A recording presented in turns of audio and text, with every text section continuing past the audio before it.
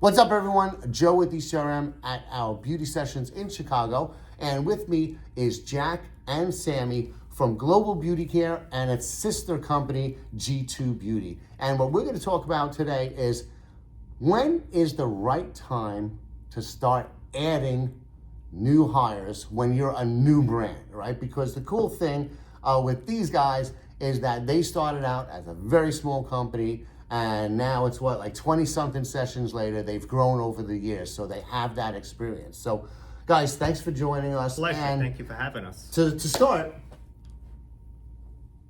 when do you know, right? If you're a startup brand, just the founder and maybe one other person or something, when do you know it's time to bring on that new person? And what was your experience with it? Perfect. I'll go first if that's all right. Please do. So as Joe mentioned, we're a family-owned company, and when we first started this company, believe it or not, there wasn't even room in the pot to hire me. So I didn't start when this company first started. I came in year 5. That's pretty much when the company was on its feet. I got a call from my brother who said, "Jack, we're ready for you." I came in, believe it or not, my first day on the job was at ECRM January 2015. Oh wow, I didn't know that. I didn't know that either. Yeah, that's pretty Very cool. cool. Yeah. ECRM, as you know, is kind of speed dating. So I was listening to my brother pitch to every single buyer, and after about 4 hours, I was able to sell everything in the company. I picked it up quickly. Yeah, it's like an immersion. yeah. Correct. So believe it or not, I was actually the first hire at Global Beauty Care. Okay. I came in, again, started at ECRM January 2015 and took over sales from then. To answer your question though, when do you know?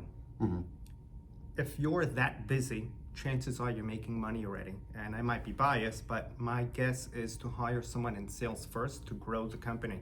You could design the most beautiful product, you could ship on time, ship in full, but if you have no one to sell it, what good is that? So personally, I think sales would be my answer. So for you guys, that was your, the first one. But I think that you made a good point in the fact that it took 5 years to get to the point where you're like, okay, everybody's overburdened with work, you need a new person, you have the resources to bring on a new person. Because you may have some startup brands, just a husband and wife, or maybe a couple family members, and maybe they'll bring someone on too soon. In 1 year they want, so what was it like before they brought you on? Like, how much work was everybody doing? A ton of work. So when you're a startup, chances are you're wearing 15 different hats. And that's okay. That's what everybody does. And in our company, we're not scared to get our hands dirty. Everybody does what needs to get done. If I need to take out my garbage, I'll take out my garbage. If someone doesn't show up to clean the office, and it's okay. Gotcha. So, Sam, what do you think? I mean, I look at it a little differently. I see most companies have 3 prongs to it. There's production, there's sales, and then there's fulfillment and logistics. And you have to know where your strengths are. So if you know that your strengths are you're super organized, you're super on top of things, you're very meticulous about the details, congratulations, you're either in logistics or you're in production, and sales can get done elsewhere, and that's the first person that you might want to hire to bring onto the team. If you find yourself to be, like Jack, extremely personable, you can connect with people, you understand the market, you could identify white space on a shelf, Thanks, then Sam. you would be in sales. You're welcome. And then you'd want to look for support in the production side and then in the fulfillment and logistics side. So it really depends on the individual and where their strengths are and where they feel most comfortable. Maybe it's from their previous experience, or maybe it's just what they gravitated towards.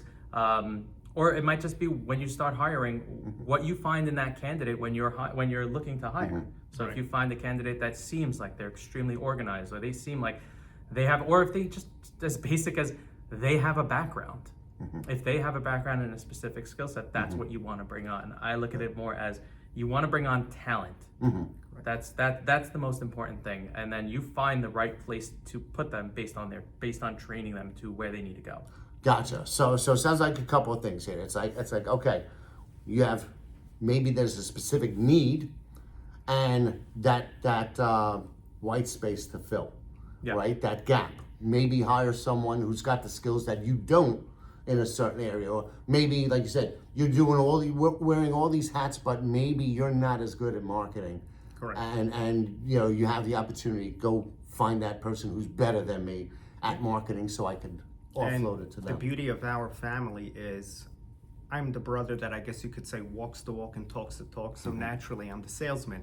My older brother, he is very creative. He thinks outside the box. So naturally, he's product development and he works with his team. My younger brother works in the warehouse and he loves working in the warehouse. He ships on time, he ships in full, he loves it. I'm OCD. I know my place. I can never work in a warehouse that does then. Not for me. Same thing with the older brother. I'm not as creative as he is. So we're very fortunate that, as Sammy mentioned, we each have our role. We know what road we're in and we stay on that road. But that requires a little bit of self-awareness too. Yes. You have to be honest For with sure. yourself about what you can do. I'm the same way like you.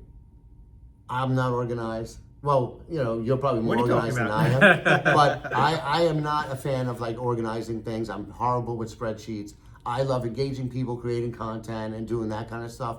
You know, being forward-facing. But we have other people on the team that are really great at organizing everything, planning everything, and so everybody's got that role. But you have to be self-aware of what your strengths, what your weaknesses are, so that you can fill in those gaps with people who do have those strengths. So outside of technical reasons for hiring someone, right? Sales, whatever, you know, what are some overarching criteria you look in a new hire you're going to bring onto the team? You know, the soft skills, things like that. I'm with you. You want to go first or should I take this one?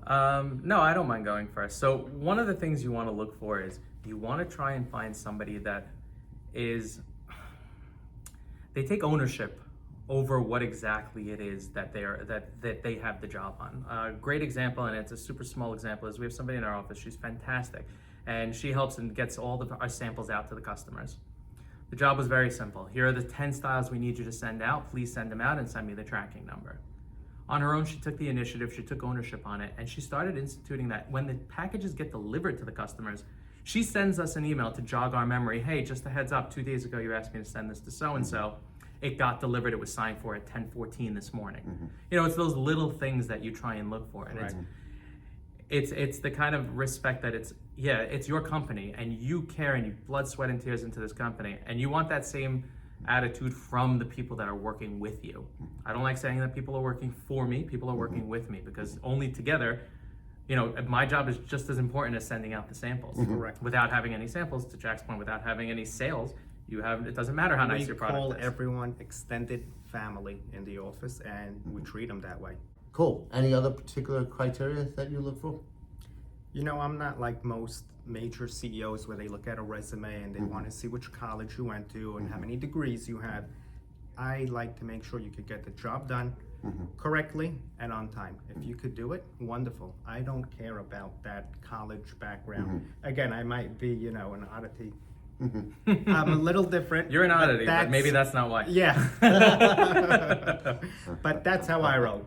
Yeah. You could get the Yeah. job done and on time correctly, wonderful. If not, just because, you know, I know some people that unfortunately they never attended college. Does that mean they shouldn't be able to be hired to work for a successul company and have a high-ring job? You climb the ladder, you get there. Yeah. Oh, it's true. I mean, there's so many good people out there that you can get, and people are trainable. Oh, of So course. you hire for that stuff and then you train? Oh yes, we Okay. make them, whenever we have a new hire, I make them shadow us. Okay. And until they pick it up, then slowly but surely, Yeah. and it works. And that's the same thing they did with you with the ECRM. They just Exactly. come and Slowly but immerse you surely. into it, and then boom, you're good to go. The other thing that's super important is accountability. We take accountability very seriously. Everybody makes mistakes. We're not robots. In fact, even robots make mistakes sometimes. We don't love mistakes, but when they happen, just let us know, hey, I screwed this up. I'm really sorry. To Yeah, Sammy's point, the first thing we tell them is we want you to bother us and ask us questions. Just ask, you're not bothering us. Ask away. If you don't ask questions, we want to know why you're not asking questions. And if you do know you made a mistake, it's okay. Everything is fixable and we correct it and we hope that you don't do it again. yeah. We move on. Awesome. All right, guys, thank you very much. A lot of great information, and look forward to always seeing you here at our sessions. We love seeing you, Joe. Thank We'll you. see you in June. Yes, you will. Beautiful. We'll Thank do you. another one in June. Thank All you. right. Take care.